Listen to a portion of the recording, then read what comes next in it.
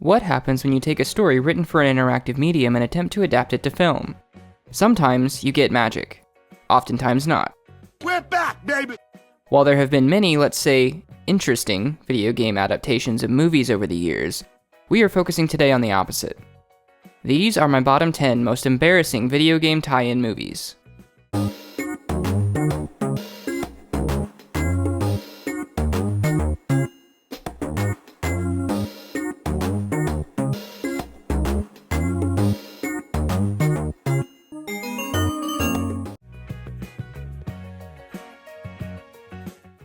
No one expects the Spanish Inquisition. We start out here with the 2016 adaptation of Ubisoft's Assassin's Creed series. It did not seek to recreate the plot of any of the existing games, instead electing to write its own story within the same universe. Several key elements from the games are present, including the Apple of Eden, the Animus, though it looks ridiculous if you ask me, and of course the Templar Order and Assassin Brotherhood. If you've played any of the games before, you can probably work out the plot from this little bit of information. Don't get me wrong, some of its shots look amazing, but Assassin's Creed feels very lazily written. The one potential saving grace, in my opinion, is that Michael Fassbender played the main protagonist, Callum Lynch. He is limited by the rather thin plot and a focus on gratuitous action, though action is also kind of the point of the games, let's be honest. A sequel was originally planned, but was cancelled by Disney due to the first film's poor performance. It seems like there are some things even Magneto can't do. This ain't no game. Well, at least this one does say it on the tin. The 1993 Super Mario Bros. Adaptation is wild. It opens with the revelation that the extinction event which occurred 65 million years ago actually split the universe into two parallel dimensions.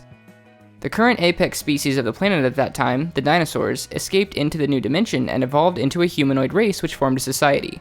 Stick with me here. The classic plot of a princess being kidnapped and Mario going to rescue her is still present, but this is Daisy instead of Peach, and Luigi is allowed to tag along. But the whole thing is insanely absurd.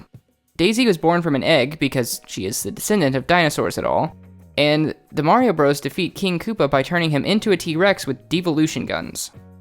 The film closes on Daisy asking the brothers to help her on a new mission, but that never came to be. Nintendo actually did not license another Mario film until 2023. The only reason that one isn't on this list is because it did at least perform well. You might think that a film adaptation of Gearbox's Borderlands series would be a guaranteed smash hit. I know I certainly did. Unfortunately, however, it was not to be. Of course, it would have been impossible to stay true to the source material without an R rating, but if you aren't staying true to the source material, is it really fair to use the name? Maybe I'm being unfair. Nah, fuck that. Borderlands was so far removed from the games that inspired it that it almost felt like an insult. It lacked the signature dark humor and felt defanged when it came to action.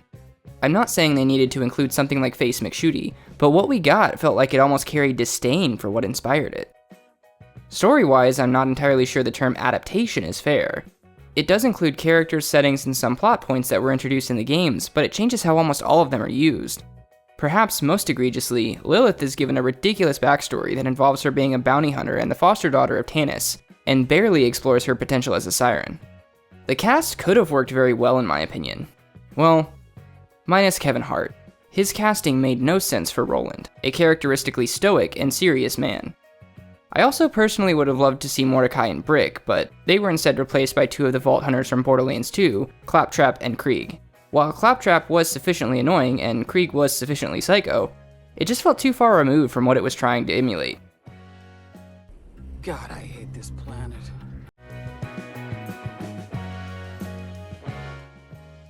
Wing Commander is an interesting one. The game series was one of the first big space combat sims and was pretty successful in the 90s. Installments were released on a variety of platforms, though some were PC exclusive. It was impressive at the time for its combat simulation and integration of a mechanic that took players' performance into account. This took the form of medals, promotions, and even deciding plot progress to some degree based on the outcome of critical missions. Later installments from Wing Commander 3, Heart of the Tiger onward also included live-action cutscenes with well-known actors like Mark Hamill. The film, however, was vastly different. For some reason, it stars Fred and Shaggy from Mystery Inc. This doesn't detract from the movie by any means, I just think it's kind of funny. Surprisingly, Wing Commander was directed by the same guy who created the game series. To be fair to him, he was probably having a hard time trying to adapt his combat sim game to film, which is an understandable dilemma, but it also might have been a sign that it simply shouldn't have been done.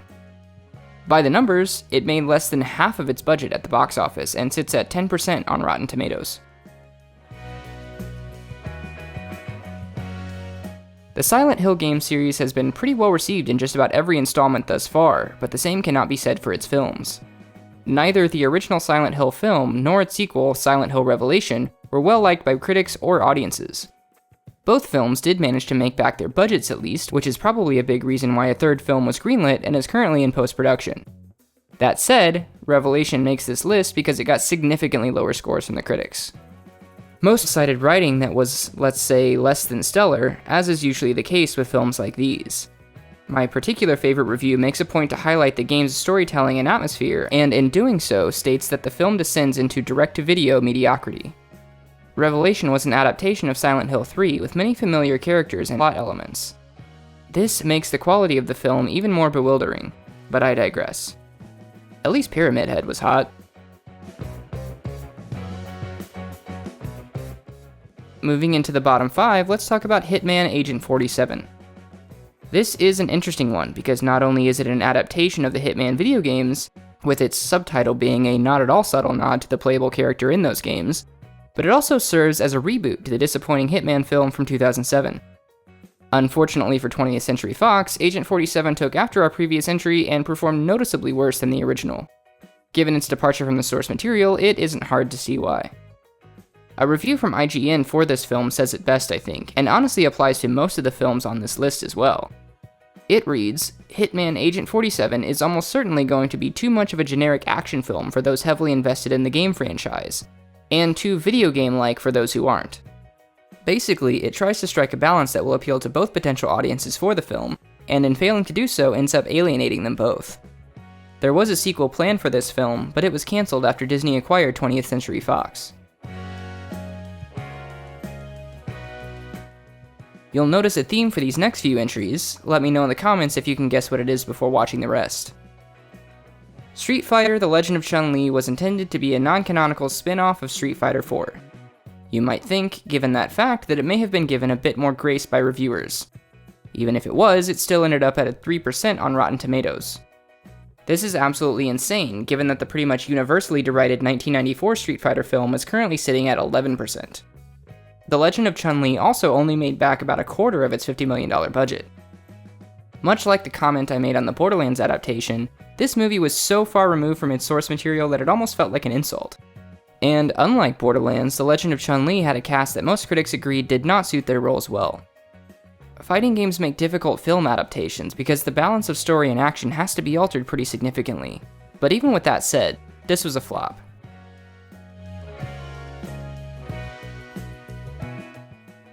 Is anyone surprised to see Mortal Kombat here? There have been many attempts over the years to make films based on Mortal Kombat, which have pretty much universally disappointed fans of the series. There was also that weird DCU crossover/Injustice prequel that nobody really asked for, but that was a video game, so it belongs in a different list. Mortal Kombat as a series was built on gratuitous violence, but it was also given some pretty deep lore as well. Unfortunately, the lore of Earthrealm seems to have been almost entirely ignored when the scripts for these movies were written. That's not to say that elements were missing or majorly changed, it just all felt very watered down, from lackluster writing and acting to literally unfinished special effects. Yes, you heard that right. Mortal Kombat Annihilation was released unfinished because it performed so well in test screenings that it was assumed to not need any further editing or other work done on it. That was definitely a decision. The 2021 film did perform better and at least looked much more like what a Mortal Kombat fan might want out of a movie adaptation, and it seems to have done well enough to warrant a sequel, so Simon McCoy has another chance to impress fans of the series. That said, good CGI can only take a film so far. Just ask the MCU if you don't believe me. How is it possible to take one of the best fighting games of all time and turn it into one of the worst film adaptations of any media ever? Well, given that we just got done talking about Mortal Kombat, you should have some idea. Anyway, Tekken was originally announced by Namco Bandai in 2002 despite not actually entering development until 2007. That in itself should tell you something. The director, Dwight Little, made the baffling decision to focus on realism in a movie based on a video game series where the main character is possessed by the devil. As a result, most of the supernatural elements of the Tekken games were removed in favor of a more Rocky-like story. This took quite a bite out of it. For a film with a budget of $30 million to barely scrape back 1.6 at the box office, you know something didn't go right. Somehow it did still spawn a direct-to-video sequel though. Pass. No shade to Uwe Boll personally, but according to Wikipedia's list of films based on video games, he did make 5 of the 10 lowest rated. The argument could be made for 6 if the Far Cry film, which doesn't actually have any big film critic reviews, is included. That in itself is telling, but it also has a 12% from the audience on Rotten Tomatoes, so yeah. It's hard to believe that such a respected and beloved video game franchise could be translated into such a terrible film. Or at least it should be.